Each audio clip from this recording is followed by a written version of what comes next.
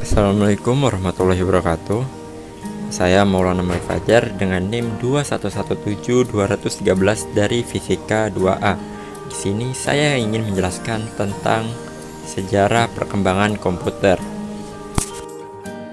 Tak bisa dipungkiri bahwa perkembangan teknologi komputer sangatlah pesat, di mana dari tahun ke tahun harga komputer sendiri kian beragam.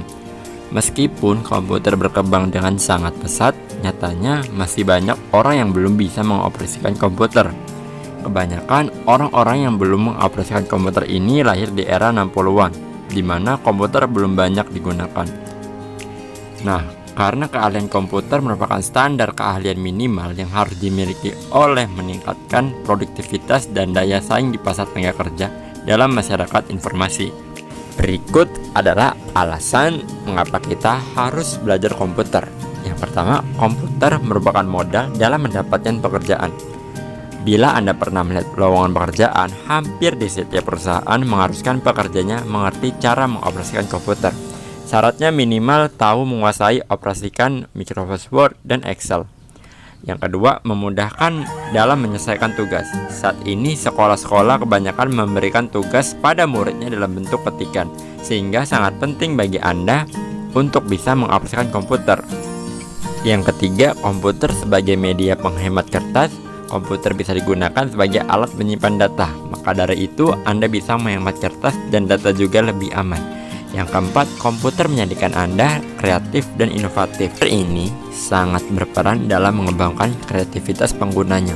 Seperti yang terdapat pada YouTube, di mana seorang anak 3 tahun sudah pandai menggambar kartun menggunakan komputer. Yang kelima, memudahkan komunikasi. Dulu, untuk berkomunikasi dengan orang yang jauh, Anda perlu membuat surat dan menanti surat tersebut berhari-hari, hingga sampai saat ini Anda dimudahkan dengan kehadiran komputer. Yang Anda butuhkan hanyalah internet untuk menghubungkan Anda dengan orang yang jauh dari lokasi Anda. Nah, itulah diantaranya beberapa manfaat dari kita mempelajari komputer.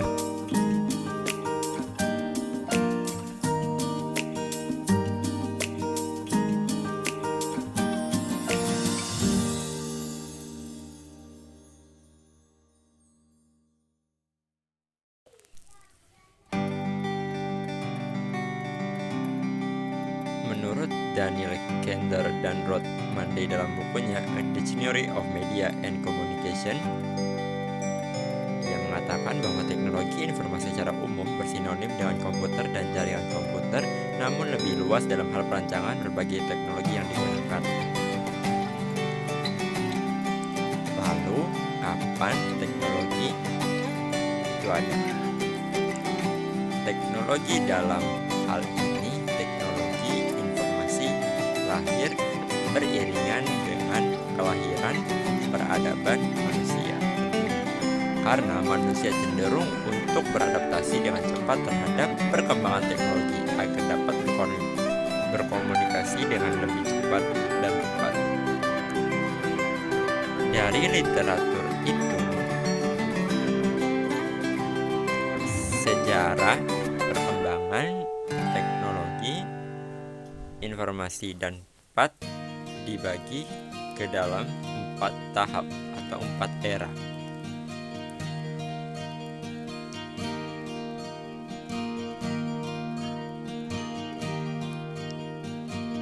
Yang pertama, era pra-mekanis. Era di mana manusia pertama kali mulai berkomunikasi dengan menggunakan bahasa sebagai alat komunikasi atau gambaran di dinding goa. Era pramekanis. Selain ditemukannya sistem huruf atau alfabet dan sistem angka, beberapa teknologi lain yang ditemukan pada era ini adalah kertas, pena, buku, dan kalkulator. Sejarah perkembangan teknologi informasi pada era pramekanis berlangsung antara tahun 3000 sebelum Masehi. Yang kedua adalah era mekanis.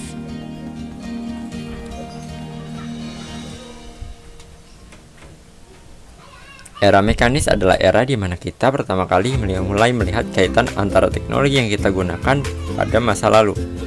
Hal ini ditandai dengan ditemukannya mesin cetak oleh Johann Gutenberg dan perkembangan buku. Berbagai teknologi baru lain yang juga dikembangkan pada era mekanis adalah komputer. Selain itu, teknologi lainnya yang juga ditemukan pada era mekanis adalah Pascal lain, yaitu komputer mekanis yang sangat terkenal yang ditemukan oleh Blaise Pascal. Yang ketiga,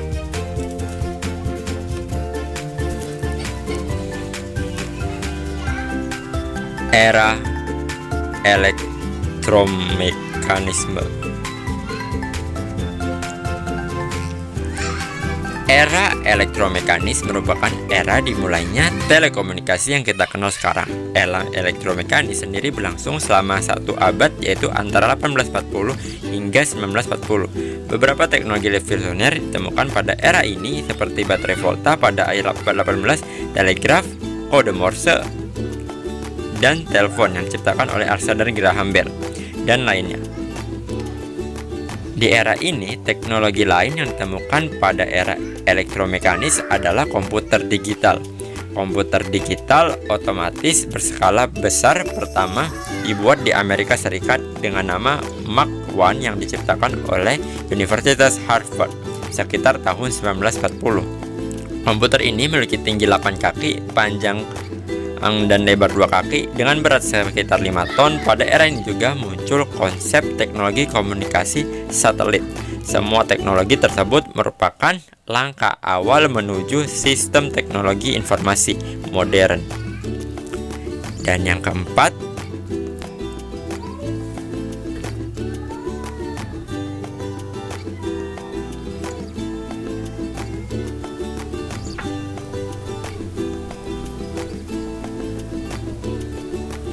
era elektronik.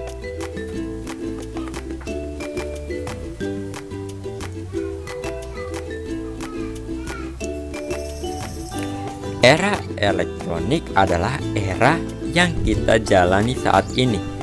Era elektronik ini berlangsung sejak tahun 1940 hingga kini. Beberapa temuan penting pada era elektronik ini adalah komputer berkecepatan tinggi. Pertama, yang menggunakan tabung hampa yang bernama ENIAC. Program penyimpanan komputer pertama komputer komersial pertama yang bernama UNIVAC, dan berbagai evolusi teknologi komputer, teknologi komunikasi satelit, dan sistem komunikasi serat optik.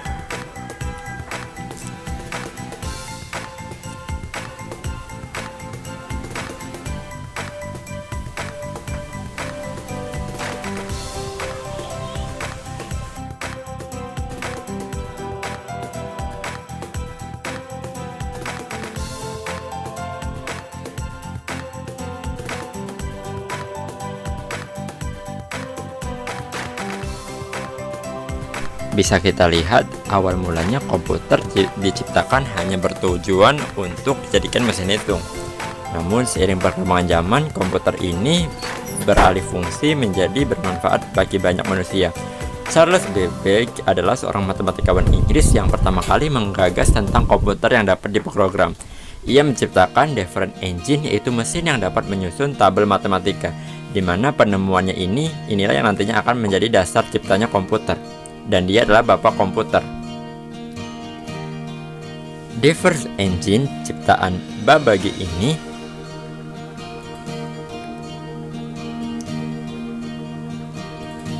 tahun 1821, Babbage menciptakan difference engine, sebuah mesin yang dapat menyusun tabel matematika.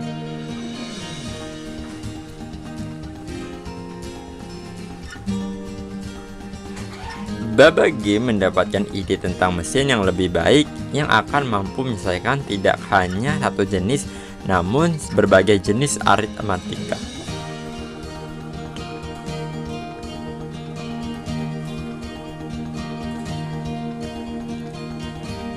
Mesin ini dinamakan analytical engine, yang dimaksudkan sebagai mesin pemanipulasi simbol umum.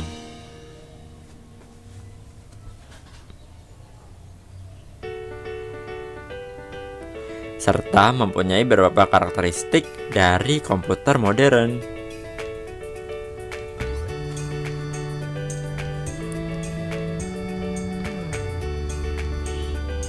Di antaranya adalah penggunaan punch card, sebuah unit memori untuk memasukkan angka, dan berbagai elemen dasar komputer lainnya.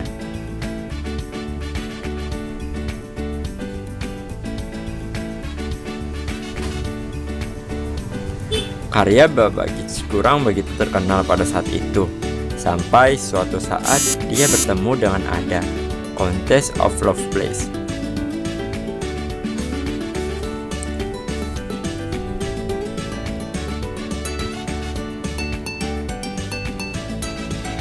Karya ini ditemukan, diterjemahkan, dan ditambahkan notes oleh Ada Lovelace di tahun 1843. Mulai dari saat itu, orang mulai mengenalkan karya Charles Babbage ini.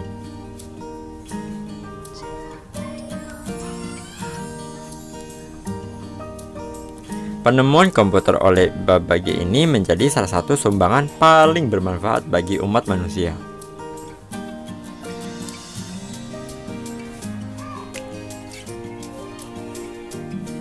Sejak saat itu, temuan beliau terus dikembangkan, terutama penemuan komputer modern yang dibuat oleh Alan Turing.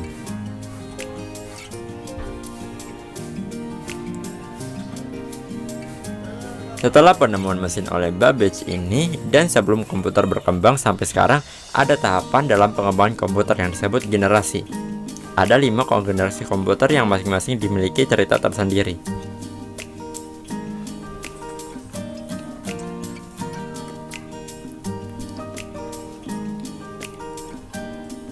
Generasi pertama. Perangkat komputer yang pertama kali dikembangkan adalah komputer untuk desain pesawat dan peluru kendali. Perangkat ini dikembangkan oleh Conrad Zuse pada pertengahan 1940-an. Komputer tersebut mengalami perkembangan lebih lanjut yang dilakukan oleh John von Neumann. Ciri-ciri komputer generasi pertama, komponen yang digunakan adalah tabung hampa udara. Kedua, menggunakan silinder magnetik untuk menyimpan data. Program dibuat dengan bahasa mesin penggunaan tabung tube vakum.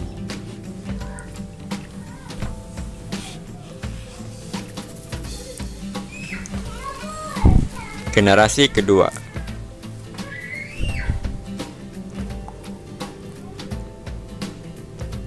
Generasi kedua komputer menggunakan komponen transistor untuk pusat processing unit dan inti magnetik untuk memori.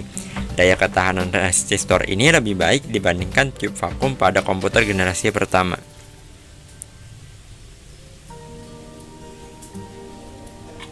Ciri-ciri komputer generasi kedua, program dapat dibuat dengan bahasa tingkat tinggi, membutuhkan lebih sedikit daya listrik, kapasitas memori utama sudah sedikit lebih besar, tidak banyak mengeluarkan panas.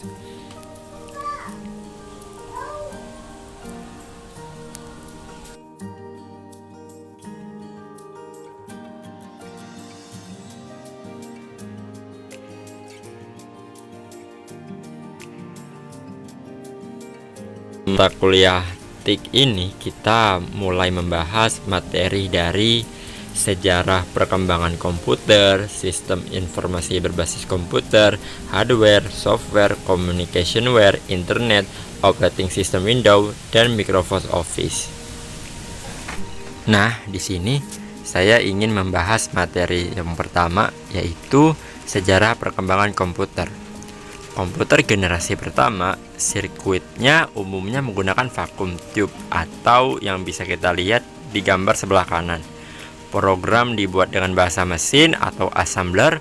Ukuran fisik komputer sangat besar, memiliki sistem kerja yang cepat panas, proses kurang cepat, kapasitas penyimpanan yang kecil, memerlukan daya listrik yang besar sebesar 174 kW. Pada umumnya, komputer generasi pertama ini diorientasikan pada aplikasi bisnis. Contoh komputer generasi pertama adalah ENIAC pada tahun 1946. Komputer elektronik pertama di dunia yang punya bobot seberat 30 ton, panjang 30 meter, dan tinggi 2,4 meter, dan membutuhkan daya listrik sebesar 174 kW. Pada tahun 1953, muncullah komputer yang bernama IBM seri 701. Komputer komersial berukuran besar, komputer generasi pertama yang paling populer. Yang selanjutnya terdapat komputer generasi kedua pada tahun 1959 sampai 1964. Sirkuitnya sudah berupa transistor yang kita bisa lihat pada gambar sebelah kanan. Jauh lebih kecil daripada sirkuit pada generasi yang pertama. Lalu program pada komputer generasi kedua ini dapat dibuat dengan bahasa tingkat tinggi seperti COBOL, Fortran, Algol. Kapasitas memori utama sudah cukup besar, kinerja prosesnya sudah cepat, membutuhkan sedikit daya listrik. Pada umumnya, komputer generasi kedua ini berorientasi pada bisnis dan teknik. Selanjutnya, komputer generasi ketiga pada tahun 1964 sampai 1970 sudah menggunakan IC atau Integrated Circuit yang kita bisa lihat pada gambar sebelah kanan. IC ini pada cikal bakal terbentuknya sebuah prosesor. Nah, pada komputer generasi ketiga memiliki keunggulan pemrosesan lebih cepat, kapasitas memori lebih besar lagi, menggunakan listrik lebih hemat, bentuk fisiknya lebih kecil, dan sudah banyak bermunculan macam-macam aplikasi software. Selanjutnya pada generasi keempat pada tahun 1970 sampai 1990. Komputer ini sudah menggunakan Large Scale Integration atau LSI. Bisa kita lihat pada generasi sebelumnya, komputer pada generasi keempat ini jauh lebih baik daripada sebelumnya. Jika kita amati perkembangan komputer dari generasi pertama sampai keempat ini, komputer ini memiliki ciri memperkecil bentuk fisiknya, memperbesar kapasitasnya, dan mempercepat kinerja prosesnya. Dan pada komputer generasi keempat ini sudah menggunakan mikroprosesor dan semikonduktor yang berbentuk chip untuk memori komputer. Dan bentuk komputernya juga sudah dilihat sebagai kekinian pada zamannya. Komputer generasi kelima ini sudah menggunakan Very Large Scale Integration atau VLSI. Adanya mikroprosesor dan semikonduktor, komputer pada generasi ini mengembangkan komputer yang bisa bercakap dengan manusia, sehingga bisa meniru intelijensi manusia. Dikenal juga dengan sebutan generasi Pentium, atau yang bisa kita lihat pada gambar sebelah kanan. Dan selanjutnya, untuk komputer generasi yang terakhir adalah komputer generasi ke-6 pada abad 21. Generasi ini adalah generasi masa depan yang nantinya dikenal dengan generasi titanium. Komputer pada abad 21 itu sudah menggunakan artificial intelligence atau kecerdasan buatan.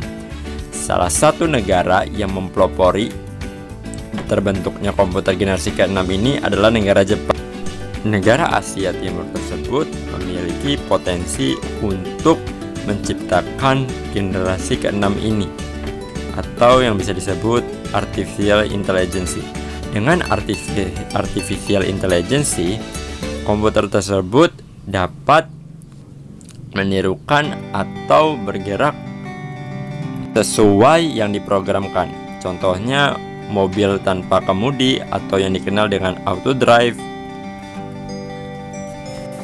Terlebih lagi di zaman sekarang kita sudah memasuki yang namanya industri 4.0 atau yang bisa dibilang semuanya serba teknologi.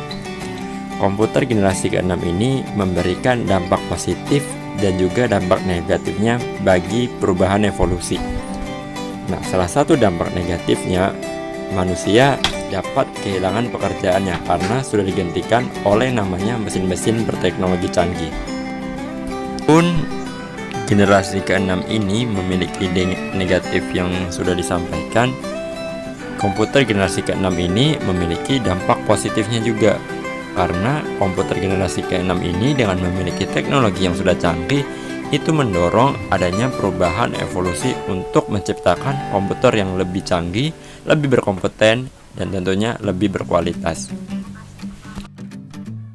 Tadi kan kita sudah membahas komputer dari generasi 1 sampai generasi yang ke-6.